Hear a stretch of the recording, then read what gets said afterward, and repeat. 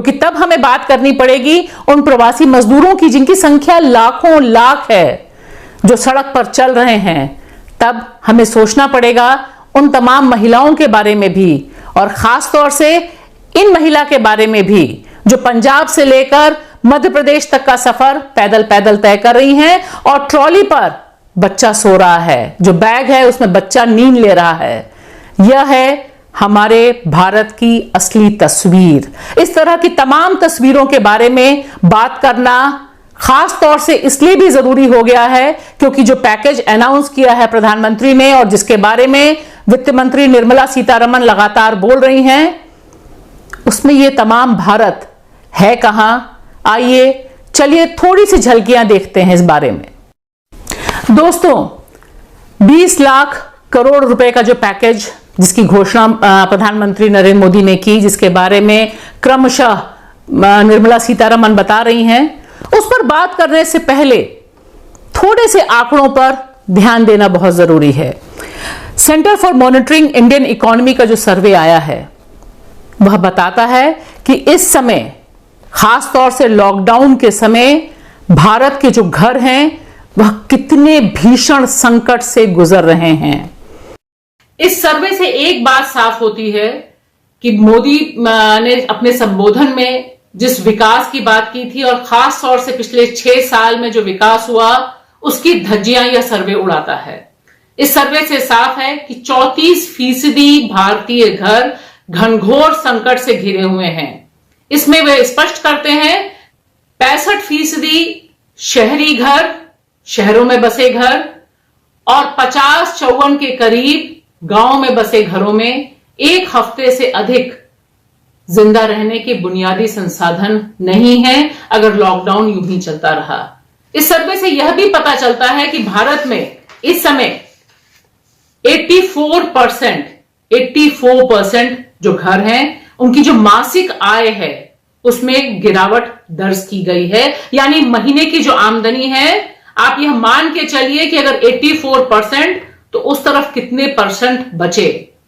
बाकी तमाम लोगों के यानी 26% की जिंदगी में अभी तक जो आंकड़ा है उसके हिसाब से उनकी मासिक आय में कमी नहीं आई है, लेकिन 84% की जो मासिक आमदनी है उसमें गिरावट दर्ज की गई है। और सबसे जो खौफनाक है वह यह, इसके मुताबिक इस समय देश का 25% जो हिस्सा है वह बेरोजगार हो गया है। अब आपको शायद समझ आ रहा होगा यह आंकड़े देखकर कि इतनी बड़े पैमाने पर लाखों लाखों लाख लोग जो जा रहे हैं सड़कों पर, जो बिल्कुल भी कि सरकार की किसी भी घोषणा से, किसी भी उम्मीद से ना उम्मीद हो चुके हैं। वे क्यों हो चुके हैं? 50 दिन से अधिक बीत चुके हैं लॉकडाउन के और अभी तक हमने प्रवासी मजदूरों को कुछ भी नहीं मुहैया कराया है। वित्त मंत्री निर्मला सीतारमण की आज की घोषणा को भी अगर आप ध्यान से देखिए, वह बोलती है कि 8 करोड़ प्रवासी मजदूरों को राशन दिया जाएगा, 2 महीने का राशन दिया जाएगा। इस बारे में जब लोगों ने बात की तो पता चला कि 5 किलो चावल या 5 किलो आटा और 1 किलो दाल सरकार देने जा रही है। और इसमें प्रवासी मजदूरों का साफ साफ कहना है कि इससे उनकी स्थिति में कोई सुधार नहीं होगा, क्योंकि यह कुछ भी नहीं है और 50 दिन की बेकारी भुखमरी वे झेल चुके हैं और उनको तुरंत मदद की जरूरत है। लिहाजा जो मांग उठ रही है कि कम से कम तमाम लोग जो आयकर नहीं देते हैं उन्हें 7,500 रुपए उनके खाते में सरकार जमा कराए, 2 महीने का राशन उन्हें मुहैया कराए। इस बारे में सरकार ने पूरी अनदेखी की है। अब देखिए, देश में गरीबों की जो स्थिति है, गरीबी रेखा से नीचे रहने वालों की जो स्थिति है, उसके बारे में यह सरकार कैसे सोचती है। आज वित्त मंत्री निर्मला सीतारमण ने जब अपना संबोधन कर रही थी, बता रही थी पैकेज के बारे में, उस समय उन्होंने जिक्र किया कि 6 से 18 लाख रुपए सालाना आय वाले लोग जो गरीबी रेखा से थोड़ा ऊपर आते हैं। दिलचस्प बात यह है कि जो गरीबी रेखा है उसके मुताबिक जो सरकार के आंकड़े हैं 60,000 तक करीब बैठती है सालाना आय, जिनको गरीबी रेखा के अंदर माना जाता है। तो यह तो आलम इस सरकार का है कि जब हम गरीबों की बात करते हैं, गरीबी रेखा की बात करते हैं, तो हमारी सोच में क्या चीजें होती हैं। वहीं दूसरी तरफ जो बहुत अहम सवाल इन दिनों उठा है, कोरोना संकट और लॉकडाउन के दौरान देश भर में फैली भूखमरी के संदर्भ में वह मांग उठी है कि भोजन के अधिकार के तहत सभी को राशन दिया जाए। जो पीडीएस है उसे सबको, उसके अंदर सबको समाहित किया जाए और खास तौर से गरीब हिस्से को। हमने जहां जहां भी बात की, लोग बोल रहे थे कि उन्हें राशन नहीं मिल रहा क्योंकि वे प्रवासी मजदूर हैं, उनके राशन कार्ड, उनके जनधन कार्ड उनके घर में हैं, यहां पर उन्हें राशन नहीं मिल रहा है। इस बारे में जो अर्थशास्त्री जौदेज और ऋतिका खेड़ा हैं, उन्होंने बहुत ही एक अहम लेख भी लिखा है जो इन तमाम संकटों के ऊपर बात करता है। लेकिन इस ओर सरकार का ध्यान बिल्कुल नहीं है। वे अभी भी कुछ अनाज मुहैया कराने की बात कर रही है और उसमें भी कोई आर्थिक मदद नहीं है। अभी आप ध्यान से देखिए, जो पूरा का पूरा पैकेज सामने हमारे आया है, इसमें सारा का सारा जोर कर्जे पर है। किसान को कर्ज, रेहड़ी वाले को कर्ज, छोटे बुनकर को कर्ज, एमएसएमई को कर्ज। सवाल यह है कि 50 दिन का लॉकडाउन झेलने के बाद जब उनके पास कुछ भी पूंजी नहीं है, उन्हें पूंजी की दरकार है, सरकार से निवेश की दरकार है, लेकिन वह नहीं हो रहा है। यह बहुत अहम सवाल है जिस पर हमने बातचीत की गिरीश मालवीय से। गिरीश मालवीय अर्थशास्त्र में बेहद दिलचस्पी रखते हैं और सोशल मीडिया पे लगातार बहुत अहम जानकारियां, बहुत अहम विश्लेषण पेश करते रहते हैं। गिरीश मालवीय ने हमें बताया कि जो पूरा का पैकेज है वह किस तरह से एक बड़ा धोखा है इस देश की गरीब मेहनतकश जनता के लिए।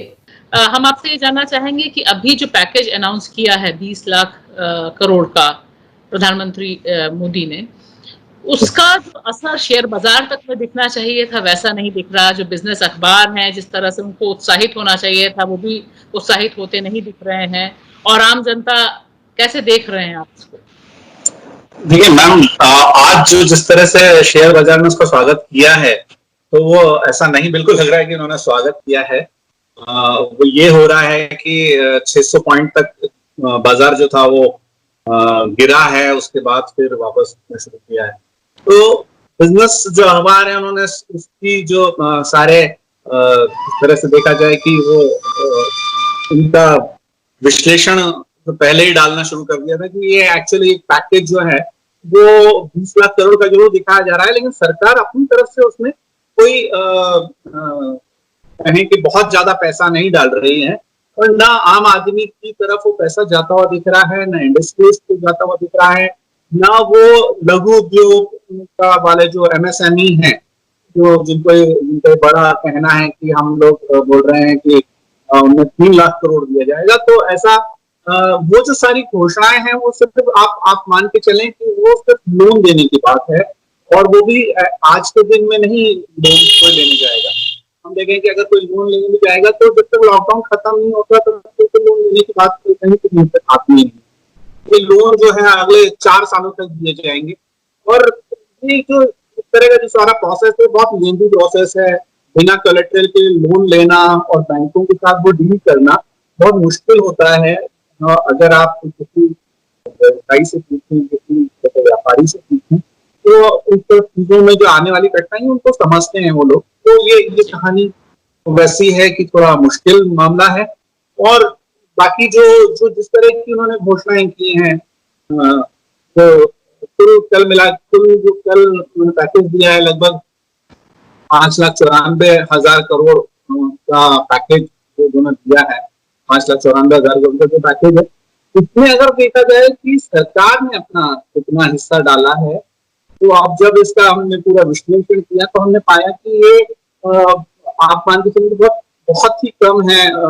कुल मिला के 13 लाख का जब हमने पूरा पैकेज उनका एक निकाला तो 1,76,000 करोड़ की समथिंग रकम है जो सरकार डालने जा रही है। अभी डाला नहीं है, ये सारी चीजें हैं, अभी बड़ा मुश्किल है इनका। जी, एक चीज गिरीश जी बिल्कुल, अगर मैं बुलेट पॉइंट में आपसे जानना चाहूं कि इस समय देश में जो सबसे बड़ी त्रासदी है वो मजदूरों के ऊपर है। लाखों की तादाद में वे पलायन कर रहे हैं, वापस जा रहे हैं। इनके लिए इस पैकेज में अभी तक आपको क्या दिखाई दिया? देखिए, अभी तक इनके लिए इस पैकेज में कल वाली इनकी वित्त मंत्री की घोषणा है, उसके अंदर तो मुझे अभी तक कोई ऐसा रिलीफ देता हुआ कोई कदम नहीं दिखाई दिया है ना। पिछली अगर आप घोषणाएं हैं, तो हो सकता है कि अभी वित्त मंत्री एक और प्रेस कॉन्फ्रेंस कर रहे हैं, तो हो सकता है उसमें कुछ देने की बात की हो, लेकिन अभी तक मुझे ग्राउंड रियलिटी तक जाते हुए अभी मैं जस्ट थोड़ी देर पहले ही इंदौर बाईपास से लौटा हूं। मैं हजारों की संख्या में ट्रकों से मैं भरकर आते हुए लोगों को देख के आया हूं, तो मैं खुद समझता हूं कि उस वक्त जिस तरह से लोगों का पलायन जारी है और लोग जिस तरह से अपने गांव पहुंचेंगे, जिस तरह से अपने शहर में जाएंगे, उनके लिए रोजगार की क्या व्यवस्था होगी, क्योंकि मैं ये मान के चल रहे हैं कि वो लंबे समय तक वापस वहां से नहीं आएंगे और उनके रोजगार की व्यवस्था हमें गांव में ही करना होगी। तो ये एक बड़ा संकट है। राज्य सरकारों के सामने ये बड़ा संकट खड़ा हो गया है कि उनको राशन देना, उनके रोजगार की व्यवस्था करना, उनके बच्चों की पढ़ाई की व्यवस्था करना, ये सारी चीजें अब तो एक बड़ा संकट की वजह दिख रही है, वो ये वाली दिख रही है। जी जी। तो आपके हिसाब से क्या किया जाना चाहिए था, क्या फोकस होना चाहिए इस पैकेज का? देखिए मैम, जैसे हमने एक पैकेज भारत में जैसे 20 लाख करोड़ की नरेंद्र मोदी जी ने बात की, प्रधानमंत्री ने हमारे, लेकिन अगर हम उसकी कोरोना संकट के समय पूरे विश्व में सरकारों के सामने ये पैकेज देने की बात खड़ी हुई है, तो हम देख रहे हैं कि दूसरी सरकारों ने भी जो पैकेज दिए हैं, हम उससे एक अंदाजा लगा सकते हैं कि वो किस तरह से अपने देशवासियों के लिए जो व्यवस्था कर रहे हैं, हम देख सकते हैं कि वो क्या कर रहे हैं। तो आज ही एक ने पैकेज जारी किया है, उसके अंदर ये उन्होंने बड़ी व्यवस्था की है कि पब्लिक हेल्थ सेक्टर में उन्होंने बड़ा पैसा डालने की घोषणा की है। उन्होंने ये घोषणा की है कि 3 महीने तक जो कारखानेदार हैं उनका किराया नहीं दिया जाएगा। उन्होंने ये घोषणा की है कि डायरेक्ट बेनिफिट ट्रांसफर होगा उनको, जो उनके लेबर हैं उनको। अमेरिका ने बड़ा जो अपना हिस्सा है, 300 करोड़ है या डॉलर है, तो वो बड़ा हिस्सा है, वो डायरेक्ट बेनिफिट ट्रांसफर देने की बात है। तो हमारा ये मूल बात थी कि बड़े मुश्किल में आज व्यवस्थाएं, और सबसे जरूरी बात तुरंत उस आदमी को मदद पहुंचाने की जरूरत है। और ये पैकेज का एक जो सिस्टम समझ में आ रहा है, सारा सिस्टम हमारे लॉन्ग टर्म प्लानिंग की बात कर रहे हैं, जहाँ पे हमको तुरंत मदद की जाए। बात है कि समझना चाहिए, मतलब जो भारतीयों को तुरंत राहत मिलनी चाहिए थी, वो अभी तक का ये पैकेज देता हुआ नहीं दिखाई दे रहा, जबकि प्राथमिकता भी वही होनी चाहिए थी। जी बिल्कुल। एक और चीज मैं इसमें जोड़ना चाहूंगा कि सीएमआई की कल की एक स्टडी आई है, उन्होंने एक बहुत मतलब आप बोले कि वो ऐसी स्थिति के बारे में बता रहे हैं कि भयानक स्थिति है। वो बोल रहे हैं कि हिंदुस्तानी परिवार के पास जो 34 परिवार है, उनके पास सिर्फ 1 महीने के लिए, एक हफ्ते के लिए उनके पास राशन की व्यवस्था है। वो अपना खर्च चलाने की सिर्फ 1 हफ्ते की व्यवस्था है। अगर लॉकडाउन अगर ये आगे बढ़ता है तो हम मतलब बड़ा मुश्किल है हमारे लिए कि उसको हम किस तरह से वो कर पाएंगे। जो 34% परिवार है वो मतलब बड़ी मुश्किल में आ जाएगा। दूसरी बात उन्होंने ये बोली है कि जो 25% आबादी जो थी वो अब बेरोजगारी के संकट में झेल रही है। तो बेरोजगारी और इस तरह का जो एक पूरा जो मिश्रण आया है सामने हमारे, वो ये बताता है कि हमको उनको तुरंत ही पैसा देना और तुरंत ही मतलब मदद देने की बात है। तो वो कहीं से कहीं तक अभी तक सामने नहीं आया। जी जी जी। शुक्रिया गिरीश जी, न्यूज़ क्लिक से बात करने के लिए। इसी संदर्भ में एक और अहम योजना के बारे में बात करना बेहद जरूरी है, जिसके बारे में तमाम अर्थशास्त्री लगातार बोल रहे हैं कि इस पर ध्यान देना जरूरी है। वह है राष्ट्रीय ग्रामीण रोजगार योजना नरेगा। इस बारे में आज भी वित्त मंत्री निर्मला सीतारमण ने जिक्र किया कि 12-13 मई तक इसमें 14.5 श्रम दिवस पैदा किए गए। इस संदर्भ में अगर आप देखिए कि पिछले साल अप्रैल और मई तक, पूरी मई तक कितने लोगों को काम मिला था? 64.3 करोड़ लोगों को श्रम दिवस पैदा किए गए थे। और तब से लेकर अभी तक ये जो कोरोना लॉकडाउन है, जो कोरोना संकट है, इसने सिर्फ एक सरकारी योजना से 50 करोड़ लोगों को 50 करोड़ श्रम दिवस बाहर किए। इसका कितना तगड़ा असर हमारी अर्थव्यवस्था पे पड़ा होगा, हमारी अर्थव्यवस्था पे पड़ रहा है। और खास तौर से जब इतने मजदूर गांव जा रहे हैं, तब यह सोचना इस समय सरकार की प्राथमिकता होनी चाहिए कि जो ग्रामीण अर्थव्यवस्था है, जो पूरी तरह से चरमराई हुई है, उसे कैसे दोबारा रिवाइव किया जा सकता है। अभी तक जो पैकेज हमारे सामने आया है, इसने एक खतरे की घंटी जो बजाई है वह यह है कि कर्ज के अलावा तमाम गरीबों को, तमाम किसानों को, तमाम रेहड़ी वालों को, तमाम छोटा बिजनेस करने वाले लोगों को कोई अलग बड़ी मदद नहीं मिली है। इस तरह से यह जो एक्सप्लोजन हो रहा है, यह जो एक बड़ा संकट अर्थव्यवस्था का हमें अपनी आंखों के आगे दिखाई दे रहा है, उससे कैसे हम बच पाएंगे, इसकी तैयारी सरकार अभी तक करती दिखाई नहीं दे रही है। दोस्तों, इस समय हम यह तय नहीं कर पा रहे हैं कि देश, हम और आप प्रवासी मजदूर ज्वालामुखी के मुहाने पर हैं या ज्वालामुखी फट चुका है। अगर आप बात करिए इन प्रवासी मजदूरों से तो साफ होता है कि ज्वालामुखी फट चुका है। जो माइग्रेशन 2001 से 2011 के बीच जनगणना के अनुसार, 2011 की जनगणना के अनुसार इतना तेज माइग्रेशन, इतना अधिक माइग्रेशन भारत के इतिहास में कभी नहीं हुआ था। यह 2001 से लेकर 2011 के बीच में हुआ।